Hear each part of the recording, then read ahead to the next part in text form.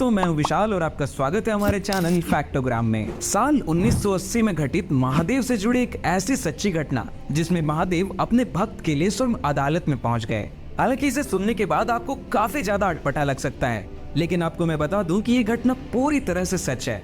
यह घटना साल 1980 की है, जब वृंदावन में एक संत रहा करता था। वो जो संत था वो प्रतिदिन भगवान शिव के मंदिर तो जाता था, लेकिन मंदिर के बाहर जो मिट्टी होती है उसे तिलक के रूप में अपने माथे पर लगाकर वापस लौट आता था। और वह कभी भी मंदिर के अंदर जाकर शिवलिंग की पूजा नहीं करता था। उस मंदिर के आसपास जो लोग रहते थे वो उस संत को जज साहब कहकर पुकारते थे। एक बार एक व्यक्ति ने उस शिव मंदिर के पुरोहित से पूछा कि यहाँ के लोग उस संत को जज साहब कहकर क्यों पुकारते हैं। तब मंदिर के पुरोहित ने उस व्यक्ति को बताया कि इसके पीछे एक घटना छिपी हुई है। तब पुरोहित ने कहा कि यह कुछ समय पहले की घटना है। एक गांव में भोला नाम का व्यक्ति रहा करता था जो काफी गरीब और मासूम था, और उसकी एक बेटी भी थी। जब उसकी बेटी बड़ी हुई तो वो उसकी शादी कराने के लिए उस गांव के जमींदार के पास गया कर्ज लेने के लिए। कुछ समय बीता और उसकी बेटी की भी शादी बड़े धूमधाम से हो गई। उसके बाद भोला ने जो उस जमींदार से कुछ पैसे कर्ज में लिए थे वो उसे ब्याज के साथ वापस करने के लिए गया।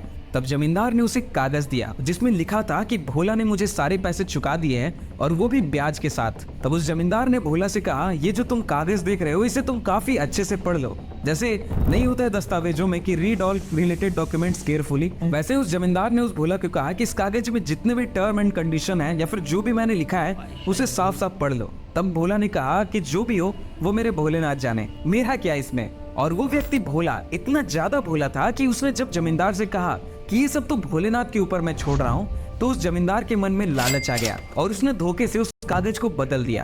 अब चूंकि जमींदार ने धोखे से उस कागज को बदल ही लिया था, तो कुछ समय के बाद उसने भोला के ऊपर अदालत में जाकर केस दर्ज करवा दिया कि भोला ने मेरे कर्ज लिए हुए पैसे अभी तक वापस नहीं किए हैं।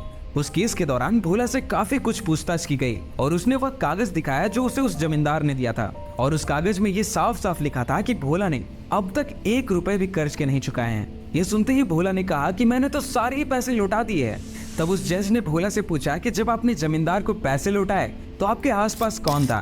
तब भोला ने कहा कि जब मैंने जमींदार को पैसे लौटाए थे उस वक्त मेरे आसपास कोई और तो नहीं था, लेकिन मेरे भोलेनाथ थे। तब अदालत ने भोलेनाथ को ही अदालत में पेशी के लिए चिट्ठी भिजवा दी।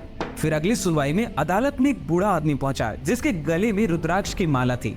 अदालत में जाकर उस बूढ़े आदमी ने गवाही दिया कि भोला पूरी तरह से बेकसूर है। फिर उस बूढ़े आदमी ने जो कहा उसे सुनने के बाद वहां मौजूद जो जमींदार था वो पूरी तरह से दंग रह गया कि भाई भले ये कैसे संभव हो सकता है।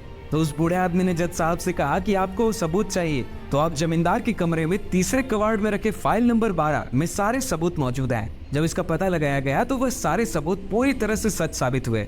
यह बात वहां मौजूद सभी लोगों को आश्चर्यजनक लगा। इवन भोला को भी इस बात पर विश्वास नहीं हो रहा था कि यह कैसे संभव है। बाद में जज साहब ने भोला से पूछा कि वो बूढ़ा व्यक्ति कौन था, तो भोला ने उन्हें सारी बातें बताई।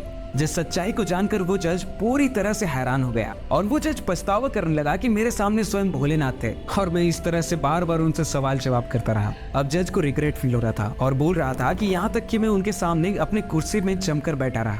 इसी सच्चाई को जानने के बाद वो जो जज था वो पूरी तरह से पछतावे में आकर संत का जीवन व्यतीत करने लगा। और यही रीजन है कि जो आसपास के गांव वाले हैं वो उस संत को जज साहब कहकर पुकारते हैं। और दोस्तों, आपको इस बात पर यकीन हो या ना हो, लेकिन महादेव हमेशा हमारे आसपास ही रहते हैं और वे हमेशा अपने भक्तों के कष्टों को हरने के लिए दौड़े चले आते हैं। और दोस्तों, साथ ही साथ हमारे चैनल का रीच अभी बहुत ही ज्यादा डाउन है, क्योंकि हम भगवान और सनातन धर्म के बारे में वीडियोस बनाते हैं तो काफी लोग इस चैनल को रिपोर्ट कर रहे हैं। अगर आप इस चैनल को फिर से रिवाइव करवाना चाहते हैं तो इस वीडियो को ज्यादा से ज्यादा शेयर करें। तो दोस्तों, मिलता हूं मैं आपसे अगले वीडियो में, तब तक के लिए आप बने रहें हमारे साथ और देखते रहें